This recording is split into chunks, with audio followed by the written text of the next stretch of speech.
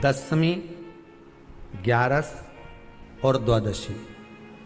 दशमी, एकादशी और द्वादशी। एकादशी का व्रत, दशमी की रात्रि को जो आप भोजन करें वो सात्विक करें। एकादशी के दिन भोजन ना करें, अन्न का भाग ग्रहण ना करें। हर हर महादेव। अन्न का भाग ग्रहण ना करें।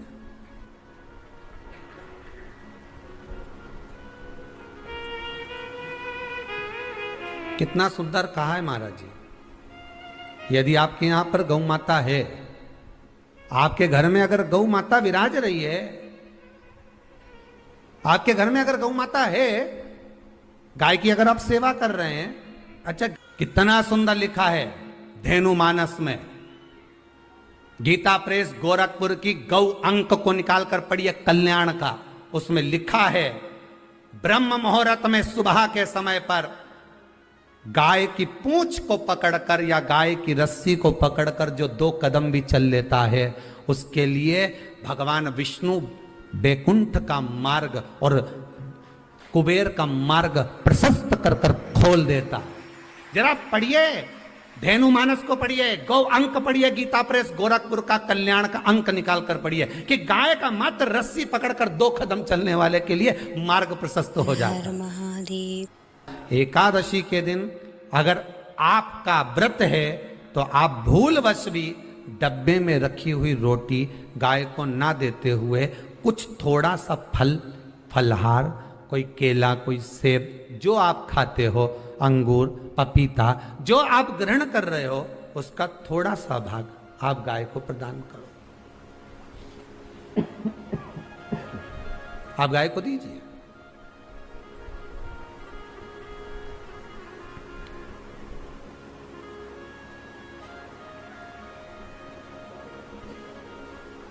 थोड़ा सा भाग आप गौ माता को प्रदान करो, थोड़ा सा।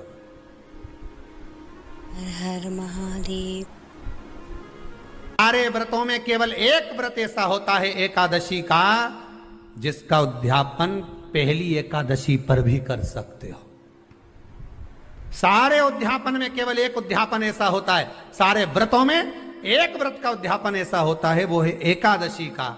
ये जरूरी नहीं कि 26 पूरी होगी तभी तुम करोगे, या तो पहली में ही कर लो या फिर 26 पूरी हो तब कर। पर उद्यापन, अगर तुमको ऐसा लगे कि हाँ मैं अभी तो जीऊंगी हो, अभी तुम्हारा बाल भी धोला नहीं हुआ है, तुमको ऐसा लगे तो अभी तो मैं तो बढ़िया, तो फिर भले मत करो। पर एकादशी का नियम कह रहा है, एकादशी का यहाँ 18 नियम में से एक नियम कह रहा है कि एकादशी का उद्यापन पहली एकादशी पर भी हो सकता है, पहली पर भी कर सकता है, फिर तुम्हारा मन पड़े तब। क्यों? तो पहली पर करने से क्या फल मिलेगा? तो एकादशी की नियमावली कहती है, अगर मान लो आपने पहली एकादशी पर भी उद्यापन कर लिया, इसके बाद में जितनी एकादशी करोगे वो सारी तुम्हारे खाते में जुड़ती जाएगी। मतलब बैंक में खाता खोल लो, ठीक है? खाता खोल लिया, अब जितना कमाता जाओगा उसमें डालते जाओ, जितनी कमाई करके लाओगे उसमें जमा करते जाओ। एकादशी एक बार उद्यापन पहले में भी हो गया तो बाकी का पुण्य तुम्हारे खाते में आ जाएगा, उसका पुण्य। एकादशी का उद्यापन हर महादेव। बड़े महीने में माघ शुक्ल एकादशी के दिन, माघ का महीना हो, शुक्ल पक्ष की, जम के बोलिए, एकादशी हो, प्रयास करना कि आप उद्यापन करें, भले 5, 10, 11, 12 जितनी एकादशी हो जाए, 26 हो जाए तो ज़्यादा अच्छी है, नहीं तो आप करें तो माघ महीने की शुक्ल पक्ष की एकादशी के दिन आप उद्यापन करें, प्रयासरत करें, प्रयासरत। बड़े महीने के अंतर्गत जो उद्यापन, हाँ चतुर्मास के अंतर्गत उद्यापन नहीं होता एकादशी का, बहुत ध्यान दीजिए हमारा। ये जो सावन भादो कुंवर कार्तिक जो 4 महीना होते हैं भगवान के शयन करने के, इसके अंतर्गत एकादशी का उद्यापन नहीं होता, और इसके अंतर्गत उद्यापन करना भी नहीं चाहिए एकादशी। महाराज एकादशी का उद्यापन माघ महीने की शुक्ल पक्ष की एकादशी के दिन आप बहुत प्रेम से आनंद के साथ करिए महाराज। परंतु एकादशी के उद्यापन में सबसे ज्यादा अगर कुछ जरूरी होता है तो 24 तरह का नैवेद्य जरूरी होता है। कितने तरह का? 24 तरह का नैवेद्य। अब आप कहोगे गुरुजी उद्यापन हम कर रहे हैं एकादशी का, तो उसमें तो फलहार का हमें नैवेद्य बनाना चाहिए। तो फिर ये पुराण के अंतर्गत स्कंद पुराण में ये चीज लिखी है कि एकादशी का जब उद्यापन करते हैं तो 24 तरह का नैवेद्य बनाकर सिद्ध करते हैं। 24 तरह का नैवेद्य जान रख लेना का हलवा बना लो, खीर बना लो, पूड़ी बना लो, सब्जी बना लो, पकोड़ा बना लो, भजिया बना लो, ऐसे 24 तरह का नैवेद्य अलग अलग चाहिए। पर लोग क्या करते हैं, खोपरा पाक बनवा लेते हैं 1-2 किलो और 24 जगह रख देते हैं। स्वीकृत नहीं है। 24 तरह का नैवेद्य रखा जाता है। महाराज एकादशी के दिन भगवान का पूजन का पूरी तैयारी कर कर मंडल आदि बनवाकर विद्वान ब्राह्मण को बुलाकर कर्मकांडी ब्राह्मण को बुलाकर जो भगवत सेवा में एकादशी का उद्यापन कराए उन ब्राह्मण के चरणों को नमन कर कर प्रणाम कर कर एकादशी का पूजन करवाइए और उस मंडल की पूजन कराकर हवन द्वादशी को कराइए। एकादशी को हवन नहीं। एकादशी के उद्यापन का जो हवन होता है वो द्वादशी को।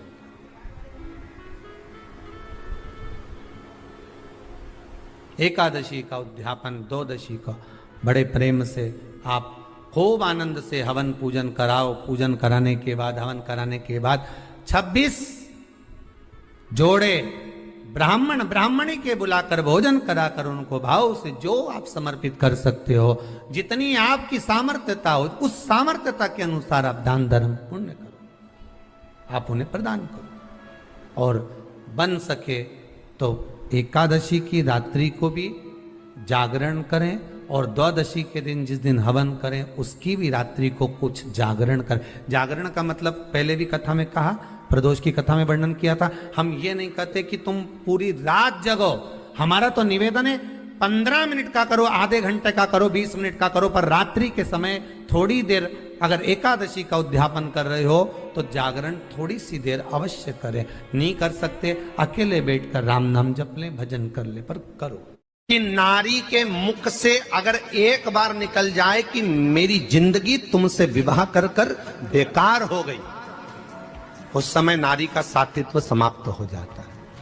इसलिए माताओं आपसे निवेदन है, जिंदगी में सारी लड़ाई लड़ना, सब कुछ बोलना, पर अपने पति से यह मत कहना कि तुमसे विवाह कर कर मेरी जिंदगी बेकार हो गई, क्योंकि विवाह तुमने किया है पर भाग्य उसने लिखा है।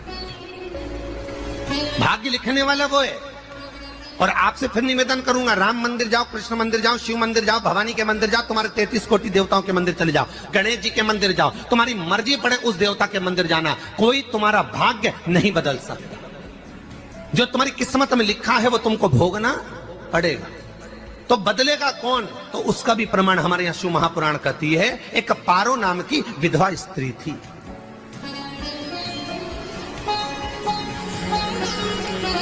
क्या नाम है उसका? नाम पारो। विधवा है, पति नहीं है, एक बेटा है। और विधवा स्त्री जो थी वो गर्भ से थी, उसका संतान नहीं हुई थी, पति मर गया था, वो गर्भावस्था में बेटा रह गया और पति चले गए। पारो बड़ी दुखी थी, भगवान का भजन करती बहुत, घर में कुछ भी नहीं था, जो व्यापारी जो धन था उसके पति का वो सब लोग खा गए। जब जैसे व्यक्ति जब तक जीवित है तब तक संसार उसका है, जैसे ही वो गया उसका सारा धन भी उसके साथ चला गया, व्यापार धन। हर महादेव। रो पारो आंखों से अश्रु बहता है, नैनों से जल बहता है, नैनों से बिंदु बहता है। और पारो की आंखों से जब आंसू बह रहा है, अश्रु निकल रहा है, जल बह रहा है, बेटे को जन्म दिया। उसने सोचा अपनी जिंदगी तो बेकार हो गई, पर बेटा जन्म लिया तो इसका नाम अच्छा रख दूं तो हो सकता है भाग्य आगे अच्छा हो। तो उसने उसका नाम भाग्य सिंह रख दिया। क्या नाम रखा? भाग्य सिंह। भाग्य अच्छा रहेगा इसका, तो हो सकता है कुछ अच्छा कर ले। पर बेटे की भी किस्मत इतनी प्रबल नहीं थी। माँ जगह जगह बर्तन मांझ कर काम कर कर बच्चे का पालन कर ली। बच्चा थोड़ा बड़ा हुआ। माँ मेरे सारे मित्र सेठ हैं, अब मेरा ही किस्मत, मेरा ही भाग्य ऐसा क्यों है? मेरी ही किस्मत ऐसी क्यों है? ऐसा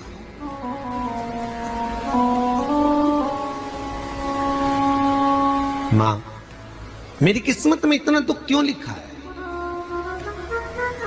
माँ भोजन तक हमको समय पर नहीं मिलता, हमारा भाग्य ऐसा क्यों है? माँ हमारी किस्मत ऐसी क्यों है? माँ कहती है बेटा जो ललाट पर लिखा उसे कौन टाल सका।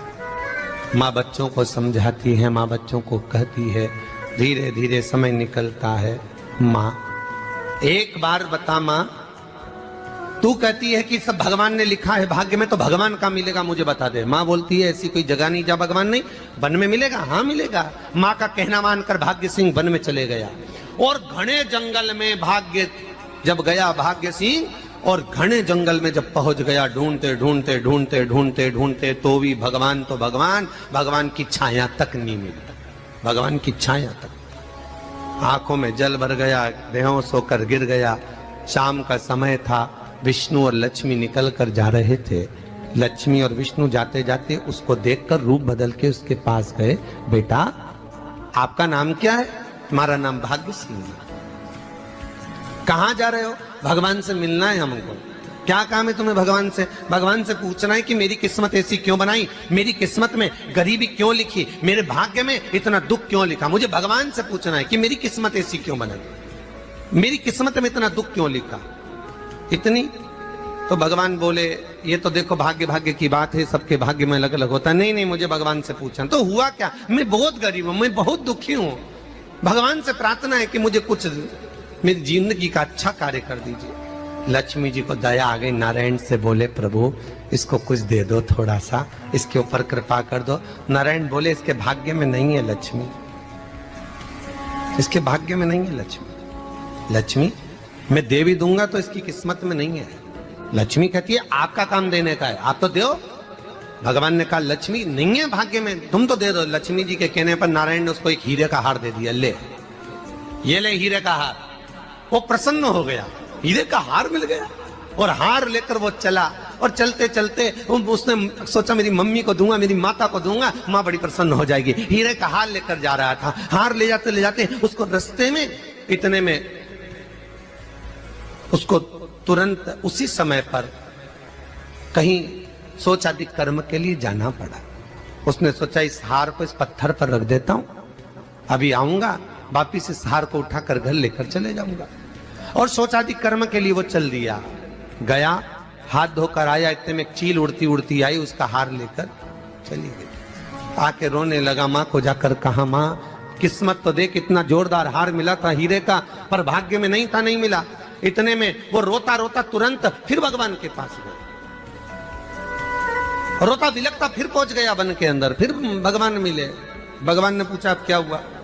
प्रभु मेरा हार तो वो हीरे का, मेरा हीरे का हार ले गई चील। भगवान बोले देख भैया हम तो तेरी किस्मत में था, वो कर दिया, अब आगे तू एक काम कर, ब्रह्मा जी से जाके मिल। ब्रह्मा जी कहाँ मिलेंगे? यहां से आगे जा, ब्रह्मा मिल जाए।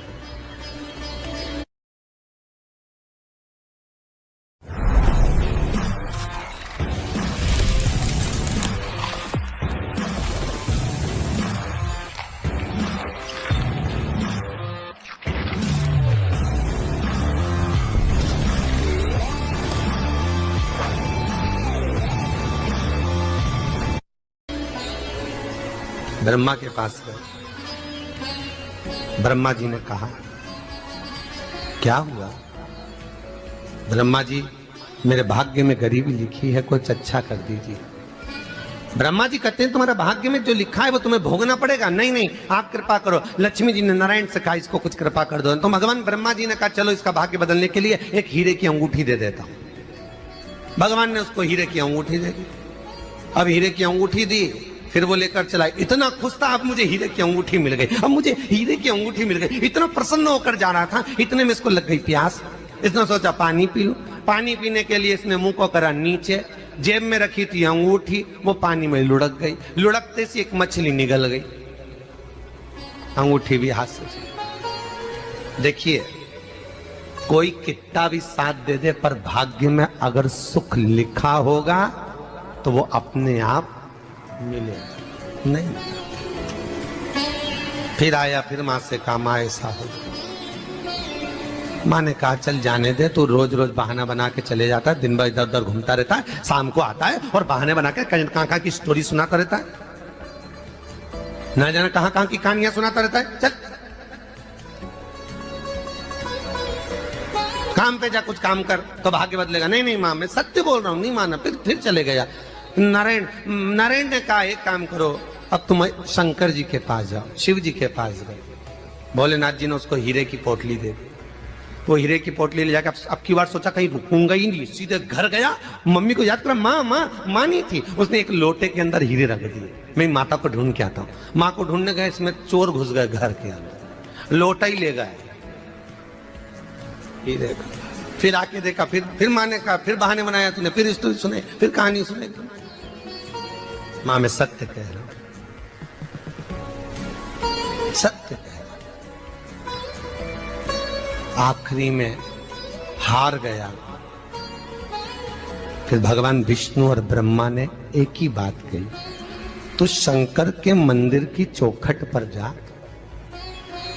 वहां क्या करना पड़ेगा मुझे? कुछ मत करना, केवल उसकी चौखट पर जाकर उसका दीदार करना, उसका दर्शन करना। उससे क्या होगा? भगवान विष्णु और ब्रह्मा कहते हैं 33 कोटि देवताओं के पास जाएगा तो कुछ नहीं होने वाला, पर शंकर के दरवाजे पर भाग्य देवी रोज प्रतिदिन झाड़ू लगाती है। कौन झाड़ू लगाती है? भाग्य देवी। आपसे निवेदन है, बहुत सुंदर कथा है, इससे समझना कि विष्णु ब्रह्मा राम कृष्ण आदि 33 कोटि देवताओं के पास तुम चले जाओ, कोई तुम्हारा भाग्य नहीं बदल सकता। हाँ, अगर भाग्य देवी का तुम स्मरण करो, किसी मंदिर में जाना तो ये भगवान से कहना भगवान लक्ष्मी दो। भगवान से लक्ष्मी मत मांगना, भगवान से कहना मेरा भाग्य ऐसा कर दो, या भाग्य देवी की कृपा मुझ पर बरसा दो जिससे मेरा भाग्य बदल जाए, कुछ अच्छा हो जाए मेरी जिंदगी में। तो जाके शंकर के मंदिर के बाहर खड़े हो, भाग्य देवी मां झाड़ू लगाती है, भाग्य देवी उनकी चौखट पर बैठी रहती है। तू जा, उससे क्या होगा? बस देवता तो तेरी जिंदगी बदलने के लिए कब से इंतजार कर रहे हैं, पर तेरा भाग्य नहीं बदल पा रहा। तेरा भाग्य बदलेगी तो भाग्य देवी ही बदलेगी। गया, शिव मंदिर के दरवाजे पर जाकर खड़ा हो जाता, भीड़ होती तो दरवाजे से दर्शन कर लेता, बाबा से नयन मिलाता, रोज प्रतिदिन जाता। एक दिन शंकर जी ने भाग्य देवी से कहा, देवी इसका भाग्य बदल दो। देवी कहती है, भोलेनाथ इसकी किस्मत में ब्रह्मा जी ने यही लिखा है दुख, इसकी किस्मत में ठोकरें खाना ही लिखा है। भाग्य देवी तुम मेरे दरवाजे की झाड़ू लगाती हो, आज इसके भाग्य की झाड़ू लगाई। भाग्य देवी ने कहा, भोलेनाथ आप कह रहे हो? हाँ मैं कह रहा हूं, क्योंकि मेरे दरवाजे पर इतने दिन से रोज आ रहा है और मेरे दरवाजे से खाली चले जाए अच्छा नहीं लगता। भाग्य देवी ने भाग्य बदला, एक सोने का सिक्का झाड़ू लगाते लगाते दरवाजे पर पटक दिया। उस सोने के सिक्के को लेकर वो चला और सोने के सिक्के को ले जाकर उसने माता को दिया। अब भाग्य कैसे बदलता है वो देखिए। सोने का सिक्का लेकर गया और तुरंत वो सोने का सिक्का घर में पहुंचा, रात से ठाठ हो गया, बेचकर भोजन की व्यवस्था करी। एक दिन मां ने सोचा कुछ ऐसा करूं कि मैं मछली का व्यापार करूं, और मछली खरीदने के लिए गई। और मछली खरीदने के लिए गई, जो मछली मिली दे तो दी व्यापारी ने, परंतु घर लाते लाते वो मर गई। मरा तो काटा तो इसमें से हीरे की अंगूठी मिल गई। अंगूठी तो मिली, इतने में माँ ने कहा देखो भगवान ने बड़ी कृपा करी, हीरे की अंगूठी मिली। बेटे ने कहा ये मेरी ही अंगूठी है। मछली निगल गई थी। माँ ने कहा बेटा जाओ, थोड़ा आज ब्राह्मण भोजन करने आएंगे, थोड़ी लकड़ी काट कर लिया। बेटा लकड़ी काटने गया, एक पेड़ पर, सूखे पेड़ पर चढ़ा लकड़ी काटने के लिए। काटते काटते उसको पेड़ की डाली पे एक हार टंगा हुआ दिख गया। वो हार वही था जो हीरे का चील लेकर गई थी। वो हार प्राप्त हो गया। आते आते रास्ते में प्यास लगी, सोचा कहीं एक आध बर्तन मिल जाए, पड़ा हुआ तो लोटा पड़ा हुआ मिल गया जिसमें हीरे पड़े हुए थे। जब भाग्य चलता है तो सारी रास्ते अपने आप खुलते खुलते खुलते खुलते चले जाते हैं। जब भाग्य नहीं चलता तो चाहे कोई हीरा दे दे, चाहे कोई सोना चांदी दे दे, चाहे कोई फैक्ट्री खुलवा के दे दे, तो भी कुछ दिन में ठप्प हो जाए। भाग्य चलेगा तो धन आएगा, भाग्य नहीं होगा नहीं। तो भी कुछ मत करो। क्या करना है बोलो तो? जब भाग्य अगर दिक्कत दे तो कहीं जाने की जरूरत नहीं है। एक ही काम करना है, शंकर के दरवाजे पर जाकर उसका दीदार करना।